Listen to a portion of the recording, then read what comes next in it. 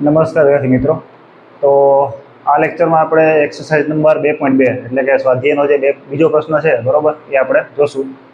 એમાં આપણને શું કીધું, સૌપ્રથમ જે ગ્રાફ આપેલો છે બરોબર, હું આ પહેલા ગ્રાફ ડ્રો કરી લઉં।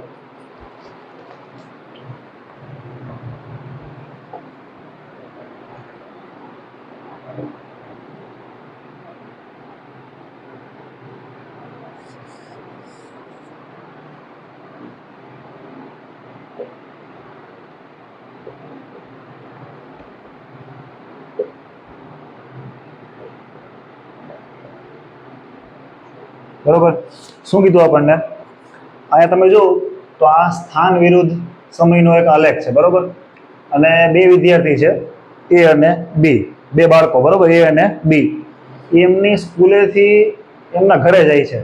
એમાં જે પી છે એ એનું ઘર છે। તમને પાઠ્યપુસ્તકમાં જે એ માટેની લાઈન છે બરોબર એ બ્લુ કલરમાં આપેલી છે, અને આ લાઈન છે એ બી માટે છે બરોબર, આ લાઈન ઓકે। હવે જે ક્યુ છે એ બી નું ઘર છે, અને બંને એક સાથે સ્કૂલેથી ઘરે જાય છે। તો આપણે આ ગ્રાફ એટલે કે આલેખનો ઉપયોગ કરી અને જે 5 પ્રશ્ન આપ્યા છે એ સોલ્વ કરવાના છે। તો સૌપ્રથમ પહેલો પ્રશ્ન કયો છે, જો અહીંયા એક ધ્યાન રાખજો, માનો કે ઓપ્શન એ છે તો એમાં તમને આ રીતે આપેલું છે B/A અથવા A/B બરોબર, એટલે કે આ બંનેમાંથી એક તમારો જવાબ હશે, આમાંથી અને આમાંથી પણ એક બરોબર। હવે હું આખું વાંચી જાઉં।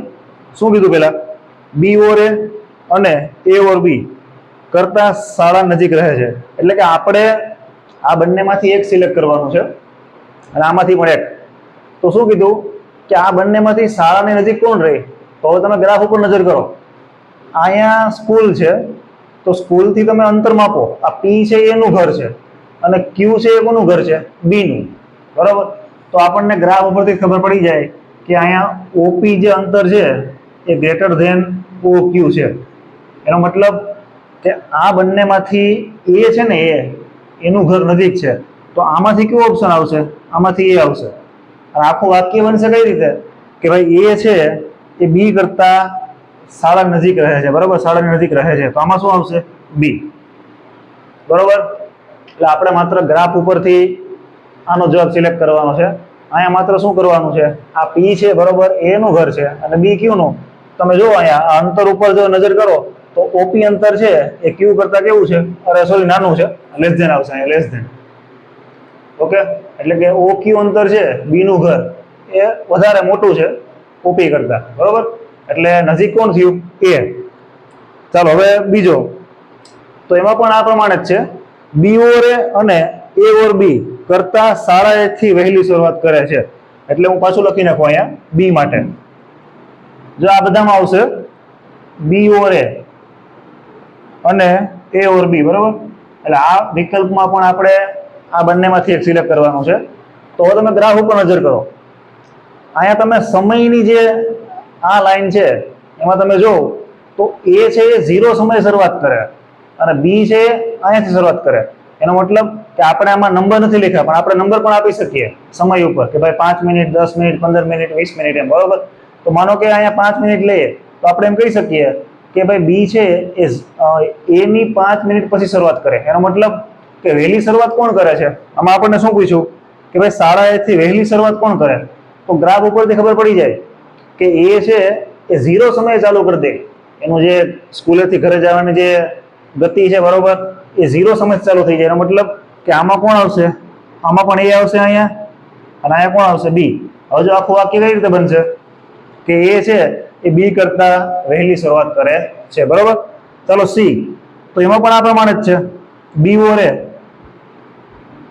અને એ ઓર બી। હવે આખું વાક્ય શું છે, કરતા ઝડપથી ચાલે, એનો મતલબ કે આ બંનેમાંથી આપણે એક સિલેક્ટ કરવા પડશે। ચાલો ફરીવાર પાછી નજર કરો ગ્રાફ ઉપર। હવે ઝડપથી ચાલે એ નક્કી કેમ થશે, તો કે ઝડપથી ચાલે એ નક્કી એમ થાય કે વહેલું કોણ પહોંચે, તો એના માટે આપણે સમય ચેક કરવો પડે। હવે તમે સમય લાઈન ઉપર ચેક કરો, જે આપણો ગ્રાફ છે સ્થાન વિરુદ્ધ સમયનો, તો અહીંયા એનો સમય છે એ માટે આ લાઈન છે, તો તમે જો આ લાઈન આ રીતે અહીંયા આવશે, તો એને આ સમય આવશે અહીંયા, જે આવે આપણે આંકડાથી કંઈ મતલબ નથી, બરોબર. અને આ જો બી માટે અહીંયા આવશે, તો આપણે સરળતાથી કહી શકીએ કે બી નો સમય છે એ ઓછો છે, કારણ કે આ લાઈનમાં અહીંયા તો સંખ્યા નાની જ આવશે સમયની અક્ષ ઉપર, બરોબર. એટલે આપણે કહી શકીએ કે બી છે એ વધારે ઝડપથી ચાલે. એટલે આમાં શું આવશે? અહીંયા બી આવશે અને આમાંથી સિલેક્ટ થશે એ. હવે આપણું આખું વાક્ય બની ગયું. સી માટે બોલું છું કે બી છે એ કરતા ઝડપથી ચાલે છે, બરોબર. ચાલો હવે ડી નો ચર્ચા કરી લઈએ. ડી માં શું કીધું કે એ અને બી એક જ અથવા જુદા જુદા સમયે ઘરે પહોંચે. તો અહીંયા આમ છે, એક જ અથવા, બરોબર, જુદા જુદા. ચલો આનું ડિસ્કસ કરીએ હવે. તો તમે ચેક કરો ગ્રાફ ઉપરથી. હમણાં આપણે સી માટે જોયું કે બી છે આ સમયે પહોંચે છે. અહીંયા કોઈ પણ સમય હોઈ શકે, આપણે આંકડા લેવાની કઈ જરૂર નથી, તો તમે ગમે લઈ શકો, 5, 10, 15, 20, 25, બરોબર, કોઈ પણ. એનો મતલબ શું થયો? માનો કે આપણે અહીંયા 5, 10, 15 લઈએ, તો અહીંયા માનો કે 20 મિનિટ આવી, તો એનો મતલબ કે આ 20 મિનિટ પછી પહોંચે છે બી, અને અહીંયા આગળ 30 કે 35 આવશે. રેડી? એટલે બંને એક જ સમયે ઘરે પહોંચતા નથી, તો બંને પોતપોતાના, એટલે કે બંને અલગ અલગ સમયે, બરોબર, જુદા જુદા સમયે ઘરે પહોંચે છે. રેડી? ચાલો હવે ઈ ચેક કરી લઈએ. ફરી પાછા ઓપ્શન આવ્યા, એ ઓર બી અને બી ઓર એ.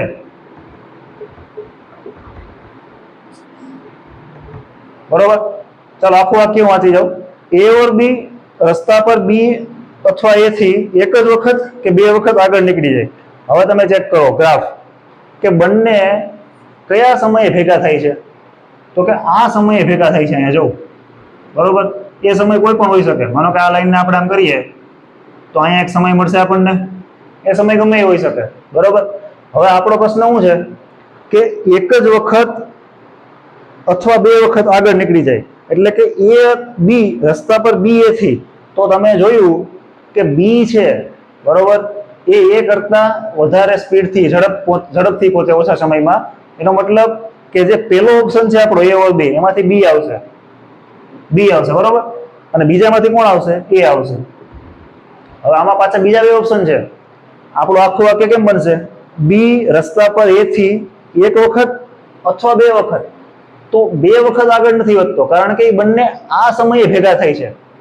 હવે તમે આગળ જો આ ગ્રાફમાં, બીજી વખત ક્યાં આપણને બંનેની રેખા ભેગી મળતી નથી, બરોબર. એ માટે જે લાઈન છે બ્લુ કલરની આપેલી છે અને બી માટે બ્લેક છે. તો એ બંને લાઈન એક જ વખત અહીં ભેગી થાય છે. એનો મતલબ કે આ સમયે બંને ભેગા થાય છે અહીંયા, પણ બી ની ઝડપ વધારે હોવાથી બી એક જ વખત આગળ નીકળે છે, બરોબર, બે વખત આગળ નીકળતો નથી. એટલે શું કે વાક્ય કેવી રીતે બનશે કે ભાઈ બી રસ્તા પર એ થી એક વખત આગળ નીકળી જાય છે, બરોબર. એટલે જે આગળનો ઓપ્શન છે આપણો, એમાંથી કોણ આવશે? એક વખત. ચલો રેડી? તો એકદમ સહેલો પ્રશ્ન હતો. આપણે માત્ર સ્થાન વિરુદ્ધ સમયનો જે આલેખ છે, બરોબર, એને એકદમ સરસ રીતે માત્ર નિરીક્ષણ કરી અને 5 ઓપ્શનના જવાબ આપવાના હતા. ચલો હવે આના પછીના આગળના લેક્ચરમાં આપણે સ્વાધ્યાયનો 2.3 જે દાખલો છે, બરોબર, એ જોશું.